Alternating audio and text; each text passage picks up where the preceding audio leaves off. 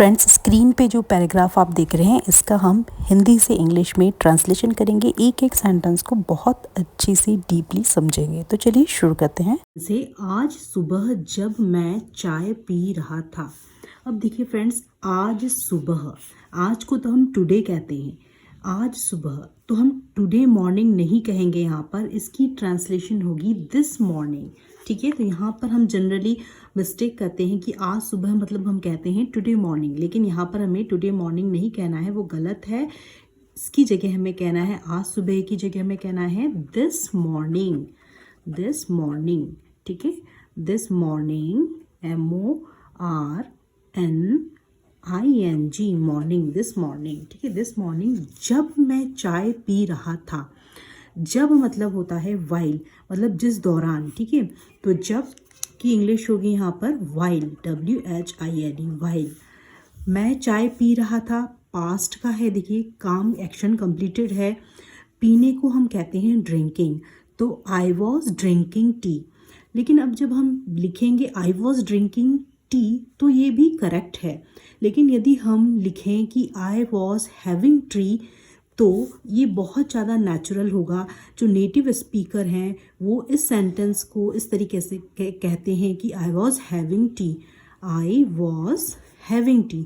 दोनों का meaning same ही है, लेकिन ये बहुत ज़्यादा नेचुरल लगता है, इसीलिए आप आई वॉज ड्रिंकिंग टी की जगह में, ड्रिंकिंग टी की जगह में आप आई वॉज हैविंग टी जो है यूज़ कर सकते हैं। तो क्या होगी इसकी ट्रांसलेशन? आज सुबह जब मैं चाय पी रहा था, दिस मॉर्निंग, ये वाला जो होगा this morning while I was having T. ठीक है, तो ट्रांसलेशन क्या होगा? Translation will B this morning while, WHILE, while I was having tea. This morning I was having tea. ये है फर्स्ट सेंटेंस का ट्रांसलेशन। सेंटेंस है, तभी मेरे दोस्त का फोन आया। आज सुबह जब मैं चाय पी रहा था तभी मेरे दोस्त का फ़ोन आया। तो जनरली इसे क्या करते हैं, हम डायरेक्ट ही वैसा का वैसा ही लिटरल ट्रांसलेशन करने की कोशिश करते हैं। जैसे माय फ्रेंड्स, मेरा दोस्त मतलब माय फ्रेंड्स, कॉल मतलब फ़ोन मतलब कॉल, आया मतलब कम। ऐसे नहीं करना है, माय फ्रेंड्स कॉल कम ऐसे नहीं करना है। ये जो है अननेचुरल है, ये ठीक ट्रांसलेशन नहीं है। तो हम यहाँ पर आया, किसी भी चीज़ को आया मतलब किसी भी चीज़ को आपने प्राप्त किया, तो इसके लिए हम यूज़ करते हैं गॉट। ठीक है, गेट मतलब आपको मिलने की, ये सेकंड फॉर्म है गेट की, गेट, गॉट, गॉटन। ठीक है, जब तो हम यहाँ पर इसकी ये पास्ट का सेंटेंस है, इसीलिए हम यहाँ पर गॉट यूज़ करेंगे। तो आया, किसी चीज़ को प्राप्त करना, किसी चीज़ को आप मिलना, उसको आप वहाँ पर गॉट या गेट से आप ये वाली वर्ब यूज़ करेंगे। ठीक है, तो यहाँ पर पास्ट में एक्शन हुआ है इसीलिए गॉट आएगा। ठीक है, तो फ़ोन आया, फ़ोन को हम क्या कहेंगे? कॉल। क्या आया? A call. ठीक है, अ कॉल या receive a call, a call. ठीक है, तभी मेरे दोस्त का फ़ोन आया। यहाँ पर मेरे दोस्त के लिए हम क्या यूज़ करेंगे? From my friend, my friend. ठीक है, तो अब हम यहाँ पर पूरा सेंटेंस कैसे बनाएंगे? आई गॉट, मेरे मतलब के लिए यहाँ पर I got a call from my friend, I got a call from my friend, I got a call from my friend. ये है करेक्ट ट्रांसलेशन इसकी। ठीक है, आपको डायरेक्टली पूरा ट्रांसलेट इस तरीके से नहीं करना है वर्ड टू वर्ड की मेरा दोस्त मतलब माई फ्रेंड, फ्रेंड्स का मतलब माई फ्रेंड्स, कॉल, कम, केम, ऐसा नहीं करना है ट्रांसलेशन। आपको ट्रांसलेशन करना है नेचुरल तरीके से, जो कि नेटिव स्टाइल में होता है। तो यहाँ पर आया के लिए प्राप्त किया got, I got a call from my friend, तो इसकी ट्रांसलेशन होगी I got a call from my friend. उसने मुझे अचानक शाम को बाहर घूमने चलने के लिए कहा। अब देखिए, उसने मुझे अचानक, अब देखिए, उसने मुझे कहा, उसने मुझे कहा, इसकी इंग्लिश क्या होगी? उसने मुझे कहा मतलब ही आस्क्ड मी। क्या कहा? उसने मुझे कहा, ही आस्क्ड मतलब पूछा, उसने मुझे जाने के लिए बाहर पूछा। He asked me, he asked, ask की सेकंड फॉर्म आइए, आस्क, आस्क्ड, आस्क्ड। तो यहाँ पर हम सेकंड फॉर्म यूज़ करेंगे क्योंकि पास्ट का एक्शन है। ही आस्क्ड मी, किस चीज़ के लिए उसने पूछा? बाहर घूमने के लिए। तो बाहर घूमने चलने को हम क्या कहते हैं? बाहर घूमने चलने की इंग्लिश होती है to hang out, to hang out. इसे याद रखना है, इस तरीके से ही आपको यूज़ करना है, ठीक है। यदि हम ऐसे कहें to go outside for roaming, ये गलत है, उसे ऐसा नहीं कहना है, इसको बिल्कुल माइंड से हटा दो। गो आउटसाइड फॉर रोमिंग ऐसा नहीं कहना है आपको। बाहर घूमने चलने की इंग्लिश होती है टू हैंग आउट। जैसे हम कहते हैं ना कि चलो आज शाम को घूमने चलते हैं, let's hang out in this evening, ठीक है, let's hang out in this evening. तो इस तरीके से बाहर घूमने चलने की इंग्लिश होती है टू हैंग आउट, ठीक है। शाम को के लिए होता है इन द इवनिंग, ठीक है, इन द इवनिंग। शाम के लिए हम यूज़ करेंगे इन the evening, in the evening. और अचानक के लिए हम यूज़ करेंगे सडनली। कोई भी काम अचानक आ जाता है या फिर कोई भी अचानक चीज़ें होती हैं, उसके लिए हम यूज़ करते हैं सडनली। क्या यूज़ करते हैं? Suddenly, SUDDENLY, suddenly, suddenly, SUDDENLY, suddenly. Suddenly मतलब होता है अचानक से, ठीक है।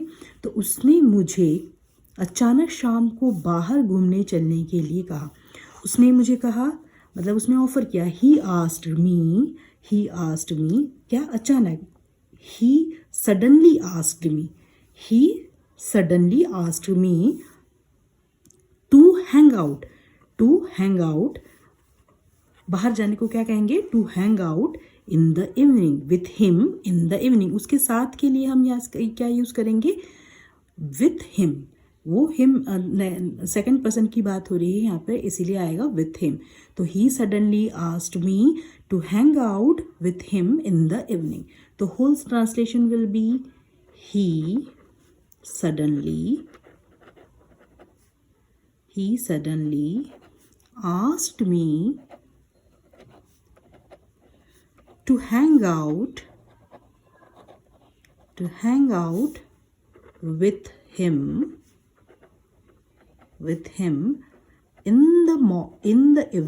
in the evening, ठीक है।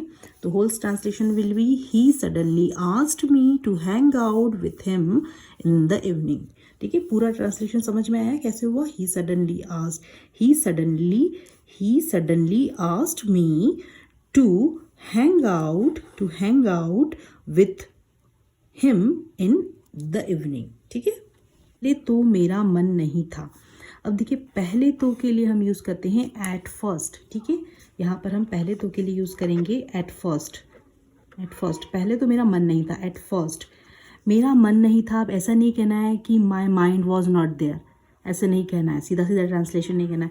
मेरा मन नहीं था मतलब आपका मूड नहीं है, तो आई wasn't really in the mood, ठीक है। ये एक this is the phrase is commonly used by native speaker. तो आपको यदि बिल्कुल नेटिव स्पीकर की तरह इंग्लिश बोलनी है, सीखनी है, तो आप इस तरीके से इस फ्रेज़ को पूरा का पूरा याद कर लें।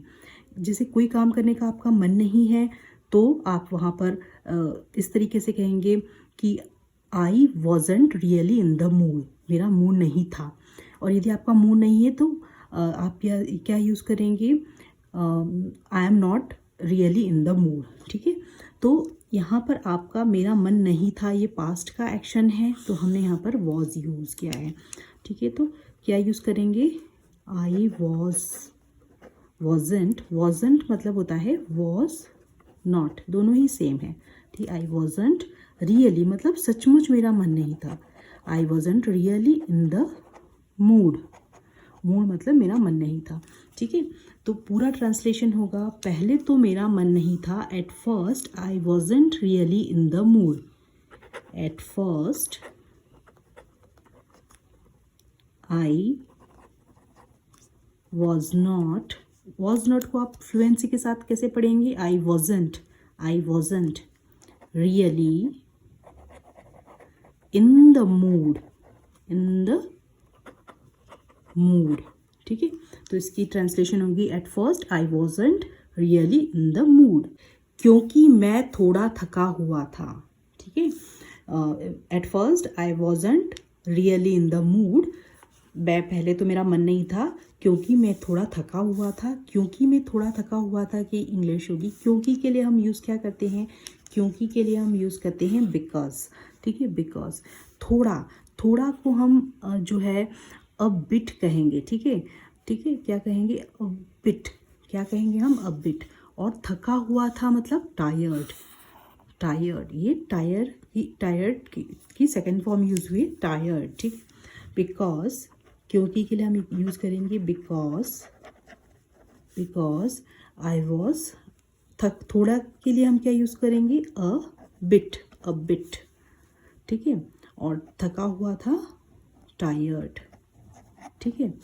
तो यहाँ पर आपका पूरा सेंटेंस होगा, क्योंकि यहाँ पर था के लिए ये जो है टेंस को बता रहा है, ये पास्ट टेंस को बता रहा है, तो यहाँ पर हम वॉज यूज़ करेंगे। तो मैं के लिए आई, मैं के लिए यहाँ पर हम आई, और था जो है वो आपका टेंस बताएगा, किस टेंस में बात हो रही है? पास्ट टेंस में बात हो रही है। तो आई वॉज फीलिंग, कैसा फील कर रहा था? आई वॉज फीलिंग, कैसा महसूस कर रहा था वो? महसूस कर रहा था थका हुआ। तो because I was feeling a bit tired, ठीक है। तो होल सेंटेंस विल बी, क्या होगा पूरा sentence? Because I was feeling a bit tired, I was feeling a bit tired, क्योंकि मैं थोड़ा थका हुआ था। Because I was feeling a bit tired. लेकिन फिर मैंने सोचा, क्योंकि मैं थोड़ा थका हुआ था, लेकिन फिर मैंने सोचा। अब देखिए, लेकिन के लिए हमने आपको पहले बताया, लेकिन के लिए हम यूज़ करते हैं बट। क्या यूज़ करते हैं? बट। फिर मैंने सोचा, फिर के लिए देन, ठीक है। मैंने सोचा के लिए, सोचने को हम कहते हैं थिंक, पास्ट का एक्शन है इसलिए थिंक की सेकेंड फॉर्म आएगी थिंक, थॉट। तो फिर के लिए हम यूज़ करेंगे देन, मैंने के लिए आई, थॉट, THOUGHT। ये जो थॉट है ना, ये थिंक की सेकेंड फॉर्म है, थिंक, थॉट, ठीक है। तो ये वाली सेकेंड फॉर्म आएगी क्योंकि पास्ट का एक्शन है। तो फ्रेंड्स, इसको ऐसा का ऐसा ही याद करो। लेकिन फिर मैंने सोचा, मतलब ये एक सिंपल और नेचुरल कनेक्टर फ्रेज है, जो कि स्टोरी टेलिंग में भी यूज़ होता है, अपनी डे टू डे इंग्लिश में भी यूज़ होता है। बट देन आई थॉट, लेकिन फिर मैंने सोचा, बट देन आई थॉट। तो because I was feeling a bit tired but then I thought, मैंने फिर सोचा। कि इस सेंटेंस को बहुत ही इंटरेस्टिंग सेंटेंस है। लंबे समय बाद दोस्तों के साथ समय बिताने का यह अच्छा मौका है। अब इसके बाद उसने सोचा, वो ऐसा सोच रहा है, ठीक है। ऐसा वो फ्यूचर में ऐसा सोच रहा है कि मैंने बहुत लंबे समय के बाद में मुझे अपने फ्रेंड्स के साथ में टाइम बिताने का एक अच्छा मौका मिला है। तो अच्छा मौका जो होता है उसे हम कहते हैं ग्रेट चांस। क्या कहते हैं हम उसे? ग्रेट चांस, ठीक है। Great chance. और समय बिताने को हम क्या कहते हैं? समय बिताने को हम कहते हैं कि स्पेंड करना, टाइम स्पेंड करना। तो स्पेंड टाइम, ठीक है। क्या कहते हैं हम? समय बिताने को हम कहते हैं स्पेंड टाइम, ठीक है। क्या कहते हैं? Spend time. अब लंबे समय के बाद, एक लंबे अरसे के बाद, लंबे समय के बाद, उसको हम कहते हैं after such a long time. इसे ऐसे कैसे ही यूज़ करना है? लंबे समय बाद तुम दिखे, after such a long time where were you, कहाँ थे तुम इतने दिन? After a such long time I saw you, या आई हैव सीन यू, मैं तुम्हें बहुत लंबे समय के बाद देख रहा हूँ। तो यहाँ पर होगा after such a long time. लंबे समय के बाद, ठीक है। तो यहाँ पर देखिए, यहाँ पर वो सोच रहा है कि ये अच्छा टाइम है मेरे फ्रेंड्स के साथ में, दोस्तों के साथ में, विथ माय फ्रेंड्स एक अच्छा टाइम स्पेंड करने का, ठीक है।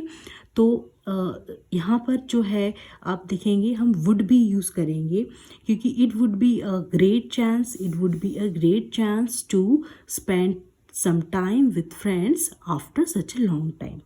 अब देखिए वुड भी हम तब यूज़ करते हैं जब हम कहते हैं ऐसा अच्छा होगा या हो सकता है। तो यहाँ पर हम देखिए वुड बी यूज़ करेंगे, वुड बी, और इस वुड बी का मतलब होता है होगा या हो सकता है, हो सकता है, ठीक है, होगा या हो सकता है।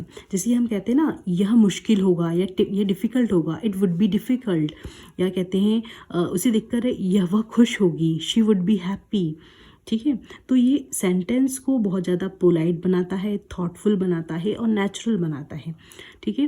जैसे कि हम कहते हैं बहुत मज़ेदार होगा, अरे चलो इसको करते हैं, बहुत मज़ेदार होगा, इट वुड बी फन, क्या कहते हैं हम, इट वुड बी फन।